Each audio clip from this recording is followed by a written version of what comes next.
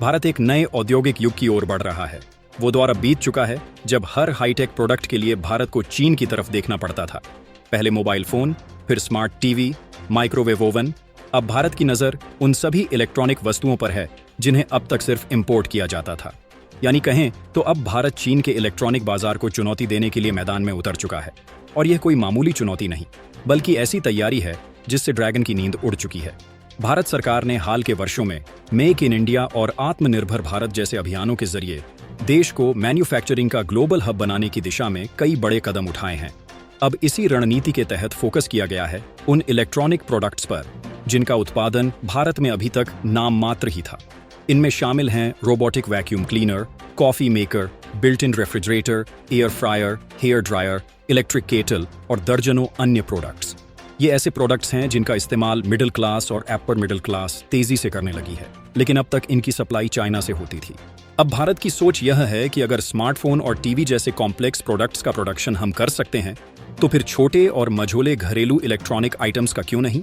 यही सोच अब नीति में बदल चुकी है और उसका असर कंपनियों के फैसलों में साफ दिखने लगा है।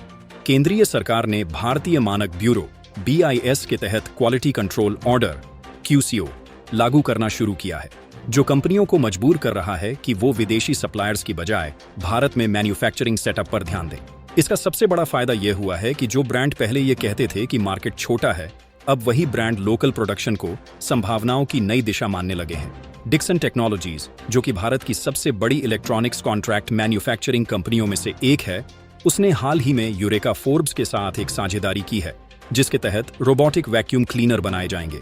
इस कैटेगरी का मार्केट लगभग 700 करोड़ रुपए का है और लगातार बढ़ रहा है। डिक्सन के MD अतुल लाल का कहना है कि BIS नॉर्म्स की वजह से अब छोटे प्रोडक्ट्स की मैन्युफैक्चरिंग में भी ब्रांड्स दिलचस्पी दिखा रहे हैं और यह खुद में एक बड़ा व्यावसायिक अवसर बनता जा रहा है। इसी तरह यूरोप की प्रीमियम अप्लायंस से कंपनी लीभेर ने औरंगाबाद में बिल्ट इन रेफ्रिजरेटर के लिए नया प्लांट शुरू किया है। भले ही आज इसकी भारत में वार्षिक बिक्री 14,000 से 15,000 यूनिट्स तक सीमित हो, लेकिन भविष्य की संभावनाएं इसे बड़े निवेश के लायक बना रही हैं। लीभेर के सेल्स MD कपिल अग्रवाल का कहना है कि BIS के नए नियमों ने कंपनियों को यह सोचने पर मजबूर किया है कि उन्हें लोकल प्रोडक्शन की ओर शिफ्ट होना ही पड़ेगा, क्योंकि सर्टिफिकेशन और इंपोर्ट की प्रक्रिया इतनी जटिल होती जा रही है कि लोकल लेवल पर मैन्युफैक्चरिंग ज्यादा फायदे का सौदा बनती जा रही। हैवेल्स और क्रॉम्पटन जैसी कंपनियां भी अब लोकलाइजेशन पर जोर दे रही हैं। क्रॉम्पटन ने तो अपनी एनुअल रिपोर्ट में भी स्पष्ट लिखा है कि इस वित्त वर्ष में उसकी प्राथमिकता लोकल सोर्सिंग पर ही होगी। वहीं हैवेल्स इंडिया ने पिछले वित्त वर्ष में जहां अपनी कुल सोर्सिंग का 8% लोकलाइज किया था, अब इसे बढ़ाकर लगभग 15% तक ले आई है। यानी तस्वीर साफ है, बाजार बदल रहा है और कंपनियां भी। इस बदलाव में एक और बड़ा नाम सामने आता है, ईपैक ड्यूरेबल्स। इसके MD अजय सिंघानिया बताते हैं कि अब जो कैटेगरीज पहले पूरी तरह से चाइना से आती थीं, उनमें अब भारत में मैन्युफैक्चरिंग की संभावनाएं खुल गई हैं। उन्होंने बताया कि कुल 72 कैटेगरीज ऐसी हैं जिनमें लोकलाइजेशन का स्कोप है। इसमें मिक्सर ग्राइंडर जैसे परंपरागत प्रोडक्ट्स के साथ साथ air fryer, hair dryer, electric kettle जैसे आधुनिक उपकरण भी शामिल हैं। उन्होंने बताया कि विश्लेषकों के साथ हुई मीटिंग में उन्होंने साफ साफ कहा कि वो इन नए प्रोडक्ट्स के लोकलाइजेशन में अग्रणी भूमिका निभाएंगे। अगर मार्केट साइज की बात करें तो हाल तक भले ही यह तर्क दिया जाता था कि ऐसे प्रोडक्ट्स का मार्केट छोटा है, लेकिन अब तस्वीर बदल चुकी है। अधिकारियों का कहना है कि इन नए प्रोडक्ट्स का कुल मार्केट 12,000 से 13,000 करोड़ रुपए से भी अधिक का है। अकेले एयर कंडीशनर का मार्केट 40,000 करोड़ रुपए से ज्यादा का हो चुका है और स्मार्टफोन का मार्केट 1.5 लाख करोड़ रुपए को पार कर गया है। यानी ये सेक्टर अब नया नहीं रह गया है, बल्कि मैन्युफैक्चरिंग सेक्टर का भविष्य यहीं बसता है। PG इलेक्ट्रोप्लास्ट के MD विकास गुप्ता ने बताया कि उन्होंने आज से 7-8 साल पहले छोटे उपकरण बनाना शुरू किया था, लेकिन मार्केट रिस्पॉन्स अच्छा नहीं था, इसलिए बंद करना पड़ा।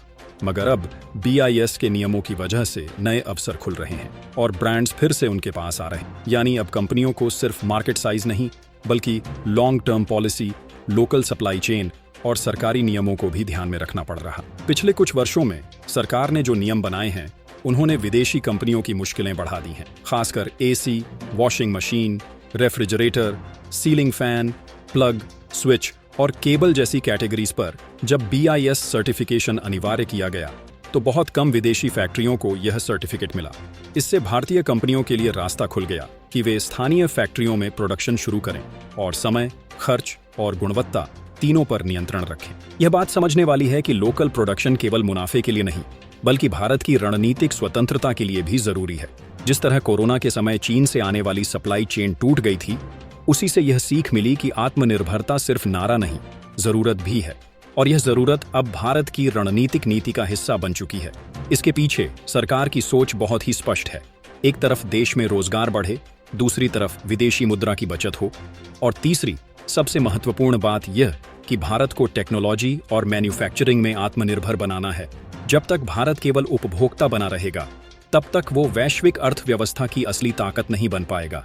इसलिए अब जो बदलाव आ रहा है, वो केवल इंडस्ट्री तक सीमित नहीं, बल्कि समाज के हर वर्ग को प्रभावित करेगा। युवाओं के लिए नई नौकरियां खुलेंगी, टेक्नोलॉजी का लोकलाइजेशन बढ़ेगा और भारत उन देशों की कतार में खड़ा होगा जो अपने उपभोग की जरूरतों को खुद पूरा करते हैं। चीन के लिए यह बदलाव किसी झटके से कम नहीं। भारत जिस तरह से इलेक्ट्रॉनिक क्षेत्र में पांव पसार रहा है, उससे ड्रैगन की पकड़ ढीली होनी शुरू हो गई है। अब तक चाइना को यह भरोसा था कि भारत कभी भी अपने दम पर इलेक्ट्रॉनिक मार्केट का बड़ा हिस्सा नहीं संभाल पाएगा, लेकिन अब यही भरोसा चकनाचूर हो रहा है। भारत अब उस दिशा में बढ़ रहा है जहां वह केवल इलेक्ट्रॉनिक वस्तुओं का उपभोक्ता नहीं, बल्कि निर्माता भी होगा, और वह भी ग्लोबल लेवल पर। यही वह सोच है जो आने वाले दशकों में भारत को विश्व की फैक्ट्री बना सकती है। इसलिए अब समय आ गया है कि हम भारत की इस नई औद्योगिक क्रांति को न केवल समझें, बल्कि उसमें भागीदार भी बने, क्योंकि अब बात सिर्फ स्मार्टफोन या टीवी की नहीं है, अब बात भारत के भविष्य की है।